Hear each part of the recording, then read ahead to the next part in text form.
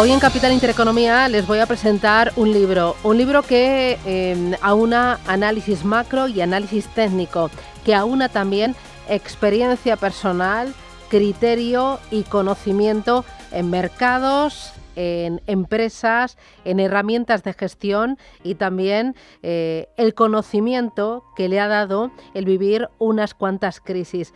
En 1987, el lunes negro, la crisis de la burbuja de las .com 2001, la crisis financiera tras la explosión de la burbuja inmobiliaria de 2007 o la desatada por la pandemia del COVID-19.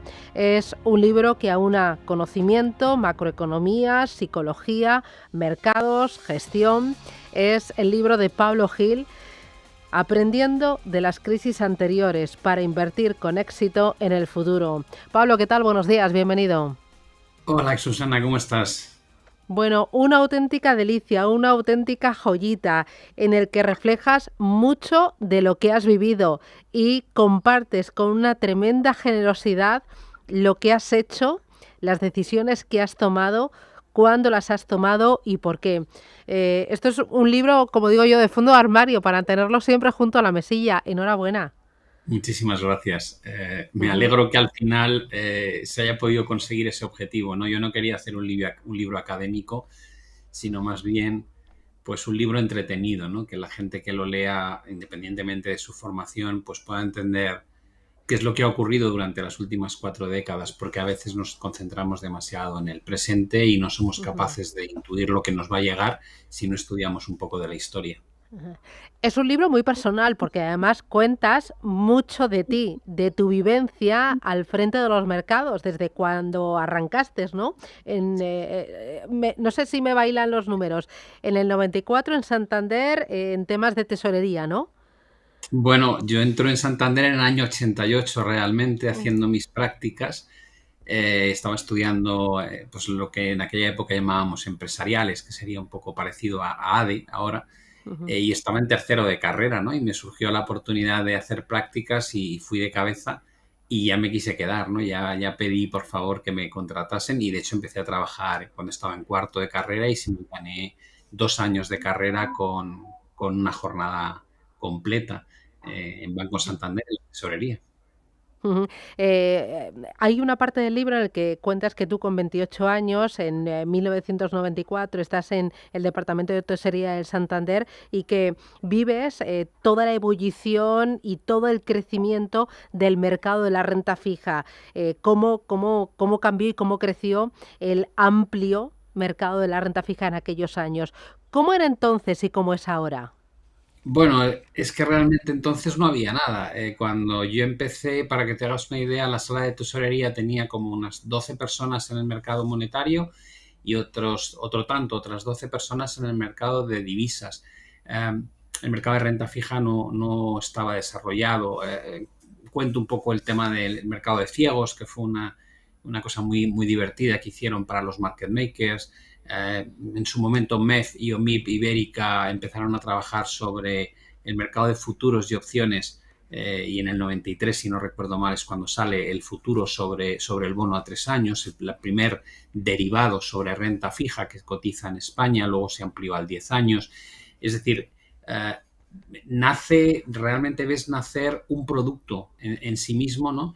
De manera organizada y claro, ahora es impresionante porque prácticamente tú tienes acceso a cualquier tipo de producto de forma inmediata, sin coste, a nivel retail, ¿no? Y en aquella época solo los inversores profesionales tenían acceso a ese tipo de mercados y además eran mercados que estaban en su fase más incipiente, con lo cual es que no se parecían nada. Pero bueno, sin irte tan lejos es que no había internet en aquella época. Ujú. Los ordenadores no tenían discos duros, no tenían ratón, no trabajábamos con Windows, o sea, es que digamos que era como un mundo extraterrestre si lo comparas con el mundo presente, ¿no? Ujú. Hablando de Internet, también le dedicas unas cuantas páginas a la crisis de la burbuja entre el año 2000 y el año 2003. ¿Cuántos de los que entonces había ahora ya no existen? Muchos pensamos en Nokia, en Yahoo, en Blockbuster, en AOL, ¿no? Era American Online, ¿no? ¿Cómo era American? Exactamente. Sí, sí, eso es. Eso. ¿Qué pasó con aquellos grandes líderes? ¿Dónde quedaron aquellos pesos pesados?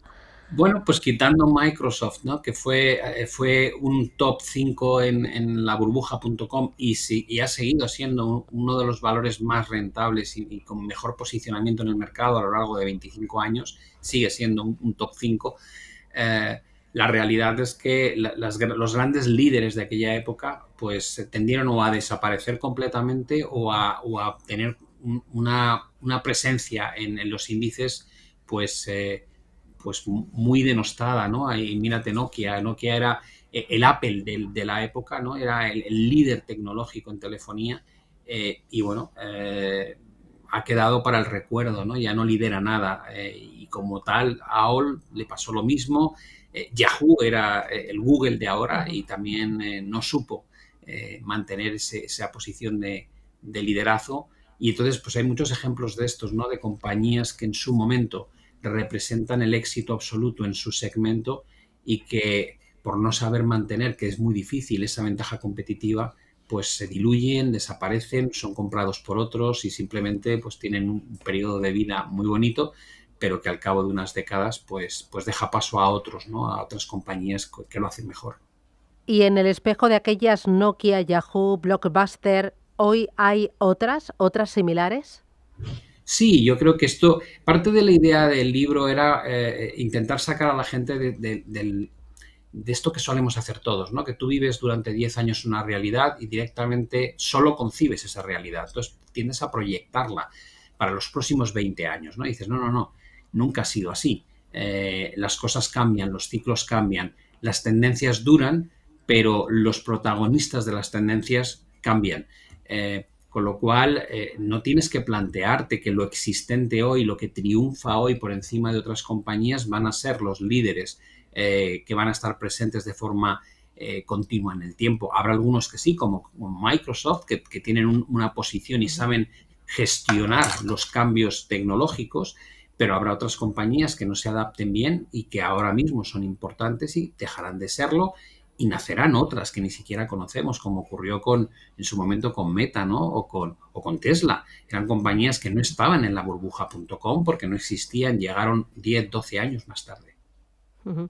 Le dedicas también unas cuantas páginas a los atentados terroristas del año 2001, los atentados de las Torres Gemelas. Recuerdas que en 5 sesiones el Nasdaq cayó un 17%, pero que las medidas de estímulo que se pusieron hicieron que los índices subieran en el último trimestre de ese año un 60%. Y es muy personal porque cuentas también que aquel día tú llevaste el coche al taller y que, claro, no estabas al tanto de los mercados y que llegaste tarde a vender. Bueno, sí, fue un horror porque además yo estaba en un taller pequeñito que me habían recomendado para cambiar la batería y era un taller de estos, bueno, como un cuchitril, ¿no? Y tenían una radio de las antiguas, estas que hemos Ujú. visto nosotros cuando éramos pequeños, y yo estaba escuchando las noticias, oía un poco la noticia, pero no entendía y le pregunté al mecánico, le dije, ¿qué es lo que ha pasado? Y tal. Me dice, no, no, una avioneta que se ha debido estrellar por lo visto en Nueva York. Y esa fue mi primera noticia. Me dijo, una avioneta se estrelló en Nueva York. Digo, ¿pero dónde? Me dijo, no, contra uno de los edificios, una de las Torres Gemelas. Digo, madre, perdón. Y a medida que iba escuchando, digo, ¿pero no han dicho otro avión? Y entonces ya, claro, me metí en el coche, me fui para la oficina y según iba yendo para la oficina, empecé a escuchar la noticia como era realmente y dije, madre mía. Entonces ya fue todo el trayecto hablando con la gente y diciendo, bueno, esto hay que posicionarse, ¿qué habéis hecho? Pero fue todo muy complicado porque estábamos tan bloqueados viendo las imágenes, nos parecían tan irreales que pudiese estar pasando Ujú. eso. Teníamos gente que conocíamos, con los que hacíamos trading, eran contrapartidas nuestras de brokers que estaban en las torres, que se vinieron abajo, ¿no? Entonces, tardas en reaccionar, ¿no? Tampoco, o sea, no se entraba en la cabeza que las torres se fuesen a hundir. Parecía que iba a ser un incendio que iban a poder sofocar de alguna manera y iba a quedar como algo menor, ¿no? Y a medida que te van ocurriendo las cosas, tienes que reaccionar, pero estás un poco en shock. Fue una experiencia dura, muy, muy dura y tanto desde el punto de vista personal, porque conoces gente, como desde el punto de vista de Ujú. las repercusiones que tuvo, ¿no? Cuando te cierran la bolsa por primera vez y dejas de saber cuándo va a cotizar otra vez el mercado estadounidense y tú tienes posiciones abiertas, y se está colapsando Europa y no sabes muy bien cómo evaluar la parte que tienes abierta en Estados Unidos. Los clientes te preguntan, ¿pero cuántos estáis ganando? ¿Estáis perdiendo? Y dices, no, no lo sé. El tercer día que les dices, no lo sé, se ponen histéricos, ¿no? Y dicen, bueno, pero tengo que saber cuánto estáis haciendo. Y digo, es que no lo sé, es que está cerrado. Y es decir, son situaciones que hasta que no las vives no eres muy consciente de cómo Ujú, vas a reaccionar, ¿no? ujú. ¿Actuaron bien entonces los bancos centrales y actuaron también los organismos reguladores y supervisores? Digamos que tal vez eso pone de manifiesto lo que luego hemos vivido en el COVID, ¿no? Eh, Llevamos 2 décadas donde los reguladores y los bancos centrales han decidido subvencionar cualquier problema que haya y prefieren pasarse de más que quedarse cortos, ¿no? Con lo cual, cada nueva intervención que hacen es mayor que la anterior. Lo hemos visto con el COVID. Abren las compuertas de la liquidez, hablan ya sin tapujos de QE ilimitado. En 2001 no existía Ujú, el concepto de QE, por ejemplo.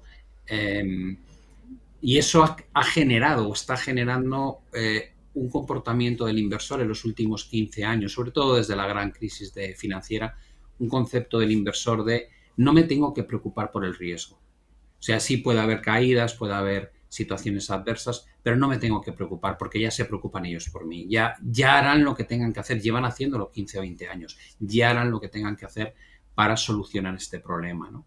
Y eso, evidentemente, para el que tiene esa mentalidad, los últimos 15 años probablemente han sido muy fructíferos, pero cuando llevas 40 años, y yo ya no hablo solo de crisis del mercado de renta variable, sino de renta fija, de divisas, y has vivido cuando las cosas se tuercen de verdad lo que puede llegar a pasar, a mí siempre me queda ese miedo y por eso soy conservador, ¿no? Y digo, bueno, si el entorno es muy hostil, yo no me siento cómodo.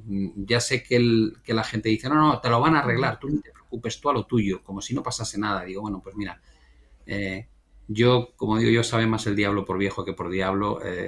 Creo que ya tengo mucha experiencia como para querer quedarme en el lado conservador y ser prudente porque he vivido muchas y cuando se pone feo de verdad la situación, se pone realmente fea. La gente no es consciente de eso. Otra de las que has vivido ha sido, la crisis del euro. Ahí el Banco Central Europeo se mostró totalmente dispuesto a hacer lo necesario para preservar el euro. Fue en julio del año 2012. Luego hablas también de cómo estaba el sector español, el sector bancario español y también cómo estaba el inmobiliario, que el inmobiliario había subido un 300% en 7 años y el sector bancario español estaba plagado de numerosas cajas de ahorro que vivían lo que tú llamas un desmadre de gobernanza politizada. ¿Cómo fue aquello? ¿Cómo viste entonces a Draghi? Bueno, Draghi hizo un poco lo mismo que hemos visto con el COVID, ¿no? De whatever it takes, esa famosa frase que Ujú, soltó en una reunión, como diciendo, es que da igual lo que haga falta, lo voy a hacer. Es cuando de alguna manera dices, tengo poder ilimitado, ¿no? Es lo que estás trasladando al mercado, es tengo el poder ilimitado. Dices, perdona, es que es muy arriesgado hablar en estos términos, tú no eres Dios, pero los bancos centrales actúan de dioses y se crecen, ¿no? A medida que va pasando el tiempo. Antes lo decían en momentos tal vez con mucho cuidado y ahora ya no tiene ningún pudor, ¿no? Ahora todos además lo hacen a la vez. Lo hace la Reserva Federal y lo hace el Banco de Inglaterra y lo hace el Banco Central Europeo y lo hace el Banco de Japón, y llega un momento en que dices, bueno, ha sido curioso cuando luego hemos visto el efecto a la inflación, ¿no? Como dices, ¿qué ha ujú. pasado? Digo, hombre, pues si juegas a ser Dios, evidentemente en algún momento tienes que pagar un cierto coste, ¿no? En aquella época vivíamos una situación donde la burbuja inmobiliaria tenía muchas patas, ¿no? Estábamos, evidentemente, los particulares que comprábamos Sí. vivienda porque queríamos, porque pensábamos que era la forma más rápida de conseguir libertad financiera, ¿no? De forrarnos, por decirlo de alguna manera, pero es que estaban los bancos alimentando esa burbuja por detrás, concediendo préstamos, si te acuerdas, de más de un 100%. Básicamente te podías comprar el coche y amueblar la casa con el préstamo hipotecario. Tenías a las cajas de ahorros y los bancos pequeños con unas carteras inmobiliarias que Ujú. representaban mucho más beneficio que el propio negocio en sí de tomar prestado y prestar a plazos más largos. Es decir, se habían convertido en negocios andantes que explotaban la burbuja inmobiliaria, donde además no había ningún control por el riesgo, ¿no? Yo creo que a eso había que añadir que las cajas de ahorros eran instrumentos muy Ujú. políticos, ¿no? Que representaban realmente el apoyo a determinadas ideologías en cada una de las regiones españolas. Por tanto, la mezcla fue explosiva y cuando explotó aquello, marcó el techo del IBEX. Si lo recordamos, desde el año Sí. 2007-2008 el IBEX no ha vuelto a esos niveles nunca más, ¿no? Ujú. Bueno, hablas de la caída de entidades españoles como Cajasur, como Cataluña Caixa, Bankia, pero también hablas de otras quiebras, fusiones forzosas o intervenciones masivas como ABN AMRO, como Allianz and Leicester, como Dexia, como Fortis. Has recorrido al final en todo el libro, hay mucho de hilar de historia y combinar e ir de la mano análisis técnico y análisis fundamental, recordando momentos concretos y decisiones tuyas concretas. Sí, aquí la idea, es decir, juzgar desde el presente algo pasado es muy sencillo, ¿no? Es Mm, como, tenías que haber hecho eso, es como el ejercicio fácil. Lo difícil es trasladarte e intentar recordar por qué tomaste las decisiones que tomaste, algunas acertadas y otras muy erradas. Eh, tienes que, tienes que ser capaz no solamente de remontarte a un momento en el pasado y trasladar tu mentalidad a qué pensabas en aquel instante, sino hacerlo además con los conocimientos que tenías, ¿no?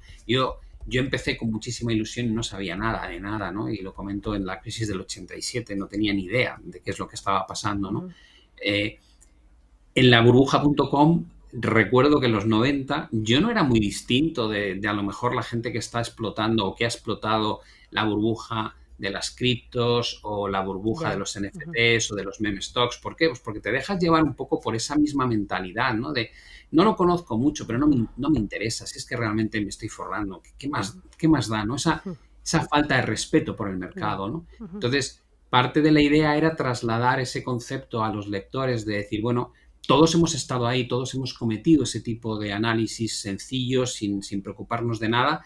Y lo bueno es que la experiencia pues, te va a hacer cambiar tu forma de ver el mercado, de ver las inversiones, de ver las oportunidades, ¿no? Y creo que, bueno, pues cuando llevas mucho tiempo, acumulas muchas experiencias y es bonito compartirlas con la ujú, gente. Es ridículo hablar solamente de ujú, los aciertos. ujú. Bueno, eres tú además muy generoso porque haces una lista con algunas de las decisiones tuyas que has tomado en los últimos años, en 2020, 2021, 2022, con la venta de bolsa en 2022, con la venta de criptos en 2021. En noviembre de 2022 también pones el foco en China y me parece de una enorme generosidad. Pablo, con este libro, ¿qué pretendes?